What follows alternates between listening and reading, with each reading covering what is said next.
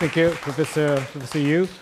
We will have some Q&A sessions as well, but I think you might, while you're making up your questions, I'll give you a chance, maybe last 5 minutes for maybe 1 or 2 questions to discuss.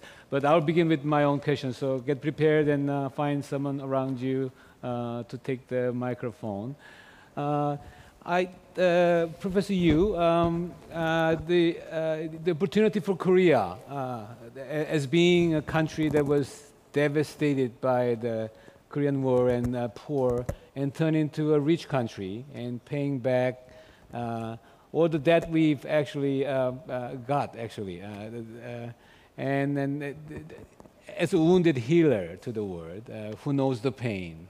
And do you think, what was the kind of response from the young generation when you're talking about that kind of things, like undergraduate kids who didn't really have that kind of experience? I wonder the response. 예, 저는 우리말로 대답을 해드리겠습니다. 외국에 나가보면 한국이 돈이 많아서가 아니라 한국이 가난하다가 이렇게 잘 살게 되기까지의 경험을 쉐어하고 싶은, 나누고 싶은 그런 바람이 제일 많습니다.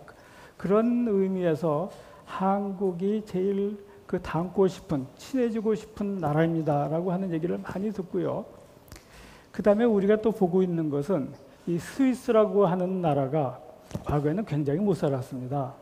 하지만 그 좀 깍쟁이 같이 살던 스위스 사람들이 잘 살게 되면서 자기의 그 이미지를 개선하는 차원에서 레드크로스, 적십자라고 하는 그런 활동을 전 세계적으로 해서 스위스가 지금 우리가 느끼는 것은 아주 좋은 나라다라고 하는 그런 느낌이 있습니다. 그래서 우리나라의 젊은 세대들은 어려움을 어떻게 보면 모르고 자랐죠.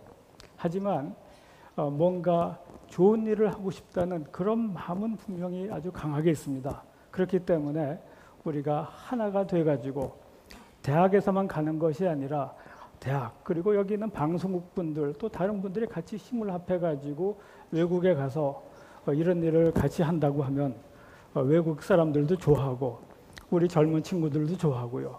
그리고 우리나라도 한 차원 높게 발전하는 것이 아닌가 그런 생각을 합니다. Yeah, it's really exciting to make a suggestion to the kind of things to the younger generations. Professor Polak, you mentioned several times about making this effort into a business that runs, running for the profit. Is it really okay to make money out of this effort? Is it okay to sell things to the poor and make money?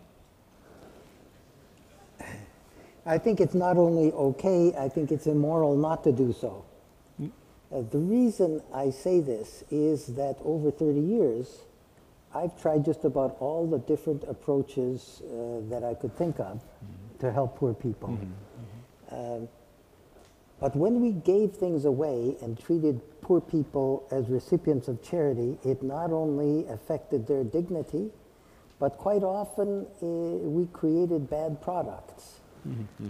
We had an experience in Zimbabwe where we couldn't sell low-cost drip systems. We had to give them away because of the economic embargo, and only 25% of them were used. In my view, the biggest challenge, the biggest failure of development is a failure of coming to scale. While there are lots of problems with using the forces of the market, if social venture capital investors invest money in a company and actually make an attractive return on it, then more money is available.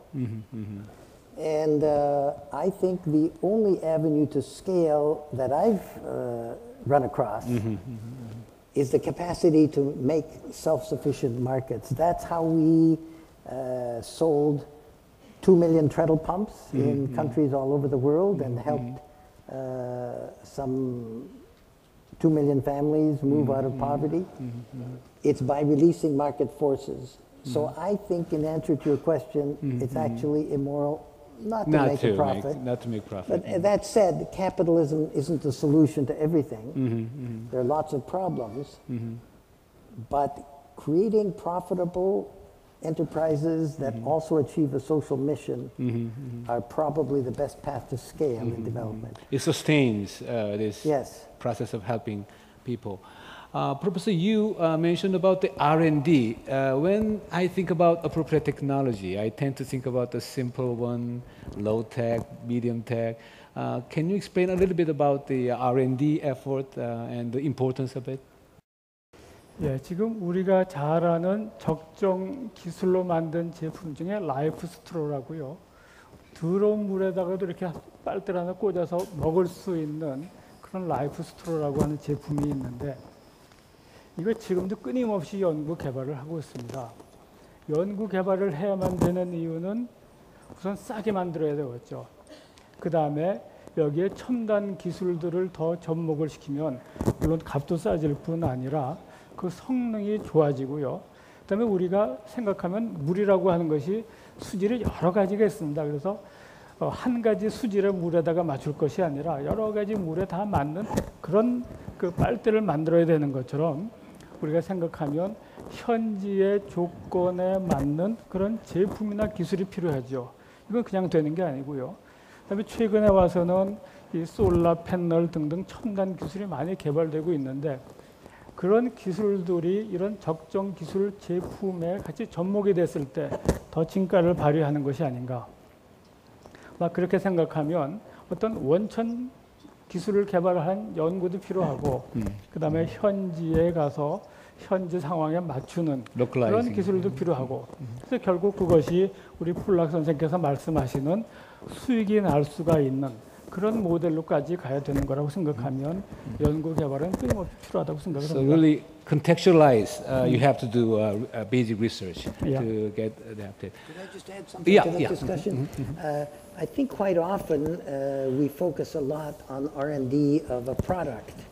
But my experience is when you have developed a transformative technology, you're only about 20% of the way there. 20%. The other 80% is the R&D and the creativity required to market and distribute that product effectively. Listening to the voice of customers. customer. Listening to the voice of the customer and designing a marketing and distribution system that covers the last mile.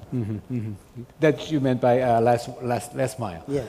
Let's open up an opportunity for the audience to ask questions. Is there any? Yeah, there's a raised hand. The third row.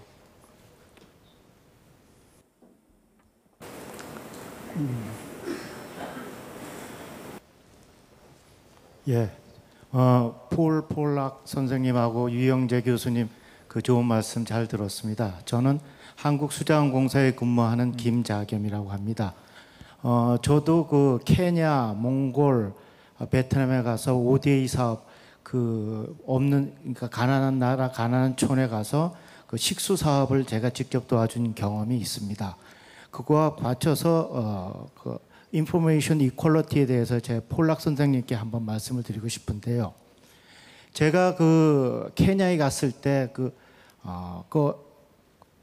종족이 잘 뛰는 종족이 있지 않습니까? 거기 가서 물 공급 시설을 만들 때 부모님들하고 아이들하고 제가 얘기를 해봤습니다. 근데 이 사람들이 많은 사람들이 그 영어를 그러니까 글자를 잘 못 읽더라고요.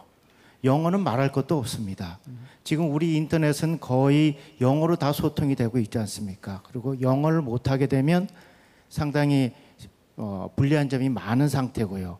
자, 그렇다 그러면 하드웨어를 35불에 파는 건 좋습니다. 그러면 그 안에 들어가는 소프트웨어라 그다음에 그 지식의 전달성을 위해서 그 언어의 그 인터프리테이션이나 그 또 뉘앙스까지 알 수 있는 그런 부분에 대해서 우리가 고려해 줬을 때 나머지 80%에 대한 진정 그 인포메이션 이퀄리티가 이루어진다고 생각합니다.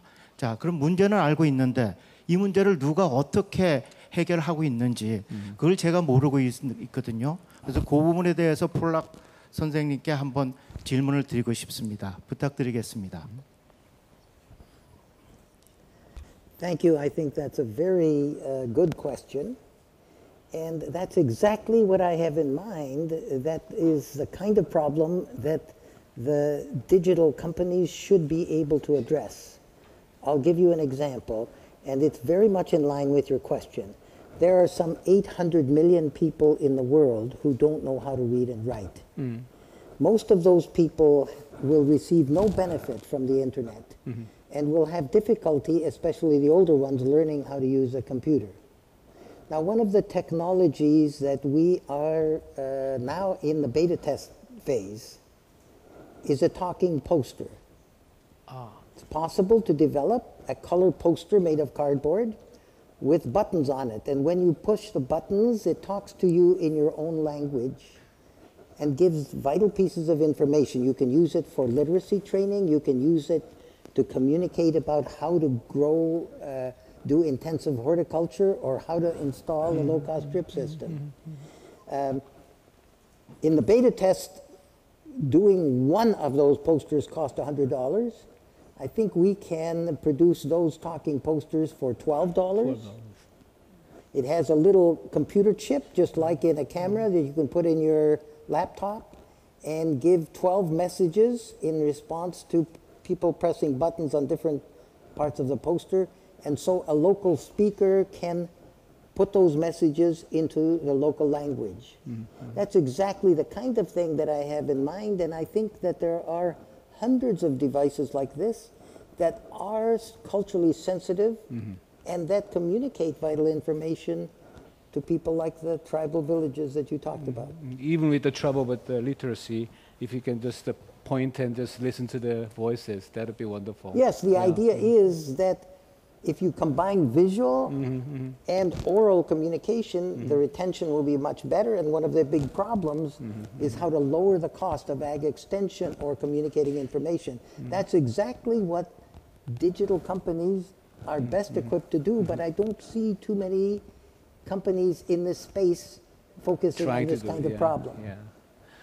Well, so many wonderful things. I think I wish I have another day to talk about this with you and spend time with Professor Polak. But we have to stop. There's so many things to come today. So let's just thank the speaker one more time and wrap up this session. Thank you.